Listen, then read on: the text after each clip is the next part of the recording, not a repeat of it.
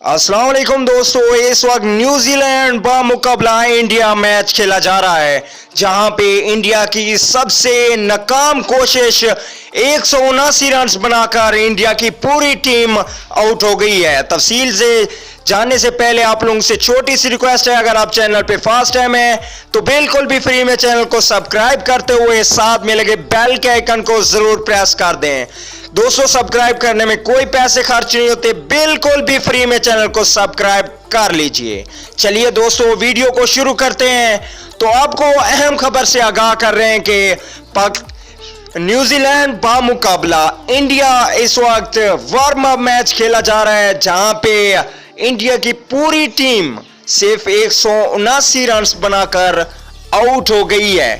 पहले बैटिंग करते हुए इंडिया के 21 पे 3 खिलाड़ी आउट हो गए थे, उसके बाद कदरे अच्छी बैटिंग की, लेकिन इस बार विराट कोहली भी अपने बल्ले से कुछ ना कर सके और न्यूजीलैंड बॉलर्स विकेट पे विकेट लेते गए और मुकर्रर 40 ओवर्स में इंडिया की टीम सिर्फ 179 रन बनाकर आउट हो गई। तो दोस्तों, कमेंट करके जरूर बताइएगा कि इंडिया की पहले मैच में इतनी खराब परफॉर्मेंस क्या वर्ल्ड कप में कोई अच्छी कारकर्दगी दिखा पाएगी या नहीं दिखा पाएगी।